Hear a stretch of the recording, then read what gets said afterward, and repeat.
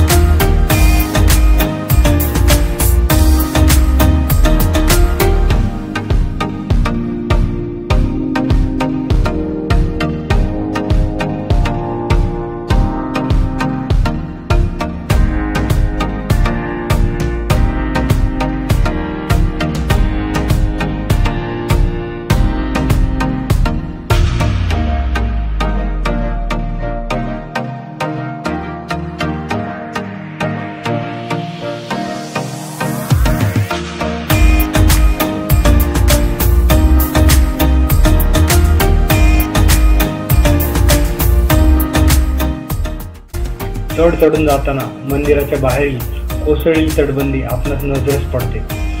मंदिराकडे जाताना एका स्वागत कामानीतून तुम्हाला जाता येते. बाजूचा परिसर हिरवाईने नटलेला होता. यातून जाणारी वाट मनमोहक वाटत होती. पावसाळ्यात तर हे दृश्य अगदी पाहण्यासारखे असते.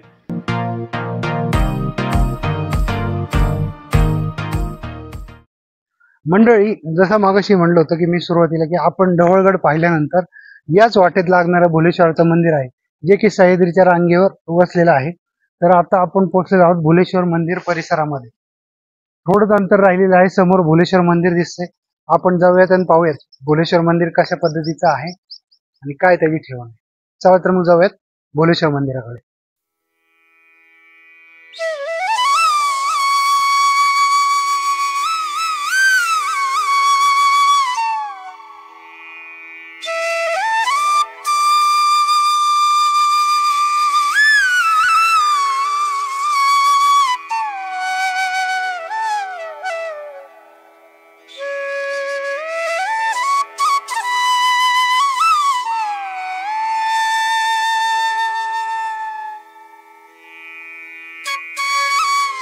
साधारणतः 13व्या शतकाच्या मध्यास भोलेश्वर मंदिराचे बांधकाम झाले असावे असे बोलले जाते.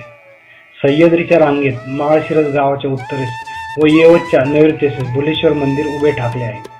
मंदिरात प्रवेश करतेवेळी पायऱ्यांशेजारी असलेल्या मूर्त्यांची मोगलांनी केलेली तोडफोड केलेली आपणास पाहावयास मिळते.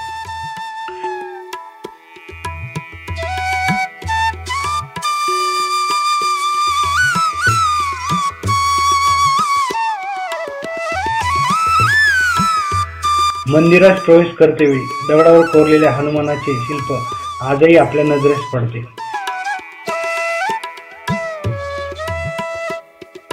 भोलेश्वराचे दर्शन घेण्यासाठी मंदिर गाभाऱ्यातून वरच्या बाजूला जाण्यासाठी सुस्थितीत पायऱ्या आहेत. त्या चढून गेल्यानंतर मंदिराच्या बांधकामाची आणि भव्यतेची प्रचिती येते.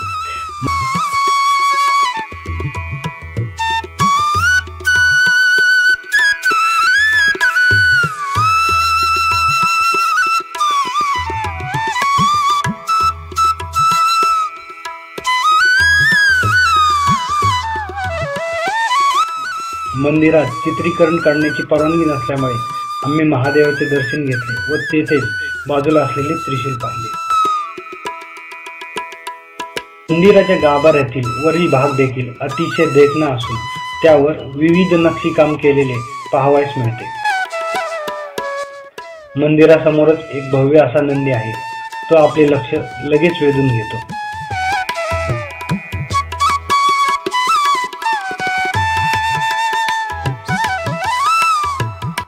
मंदिराच्या भिंतीवरील शिल्पात कोरीव काम व मूर्तिकाम अद्वितीय आहे.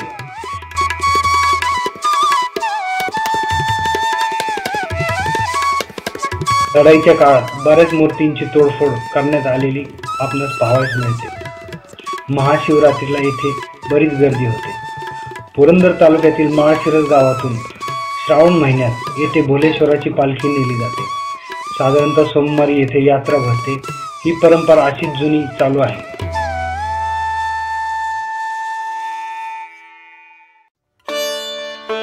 या मंदिराला भोलेश्वर महादेव किंवा येवतेश्वर महादेव म्हणतात. पुरंदर तालुक्यातील माळशिरस गावाजवळ हे मंदिर वसलेले आहे.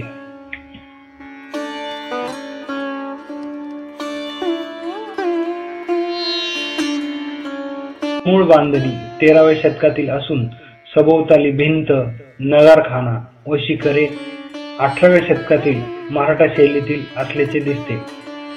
पूर्वी मूळ मंदिरास अतिभव्य आकार होता व नंदीचा मंडप स्वतंत्र होता. मात्र याच्या जीर्णोद्धारानंतर हे मंदिर एकाच छताखाली आणण्यात आले. या मंदिराचे गर्भगृह खोल असून त्यासमोरच उंच काळ्या दगडावर कोरीवकाम केलेला नंदी आहे.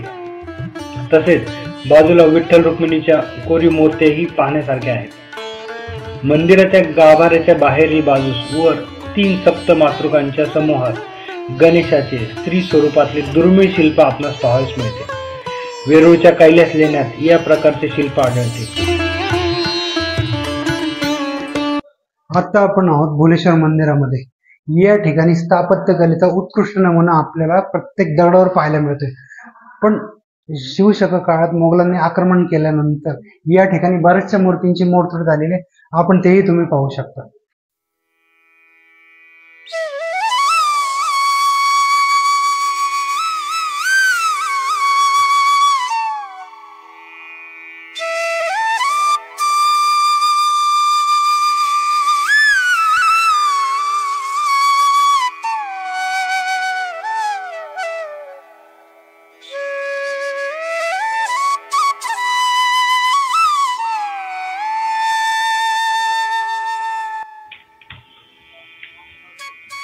मुख्य सभा मंडपाच्या भोवती असलेल्या अर्धभिंतीवर युद्धप्रसंग, सिंह, हत्ती इत्यादी व प्राणी व रामायण महाभारतातील प्रसंग कोरलेले दिसतात. महाभारतातील प्रसंग भारतातील व इतर मंदिरांपेक्षा येथे जास्त प्रमाणात कोरलेले असल्याची जाणीव होते.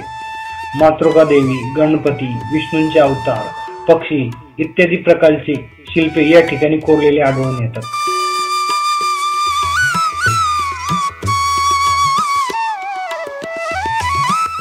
कुंभ, कमळ, कीर्तिमुख, मखर, पाने, बेलबुट्टे ही शुभचिन्हे मंदिराच्या सौंदर्यात भर घालतात.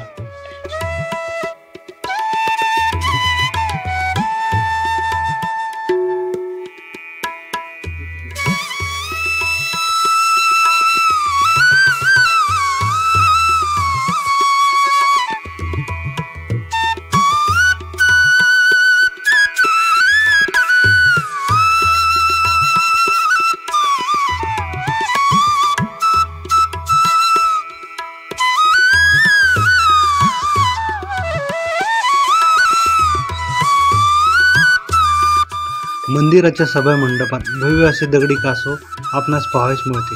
कासव अतिशय छान पद्धतीनं एका चौतऱ्यावर कोरण्यात आलेले आहे. कदाचित याच मंदिरात एवढे भव्य असे कासव कोरण्यात आलेले असावे.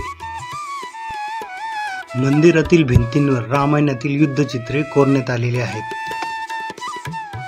याही चित्रांची तोडफोड केलेली या ठिकाणी पाहायला मिळते.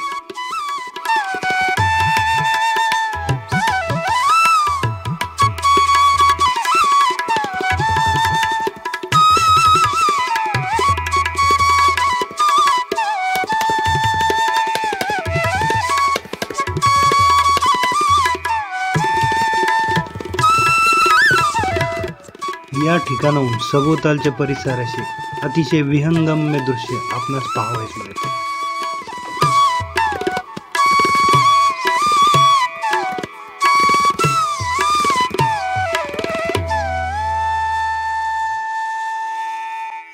मंदिराच्या समोरच भव्य अशी एक पितळी घंटा टांगण्यात आलेली आहे. ही घंटा ही पाहण्यासारखी आहे.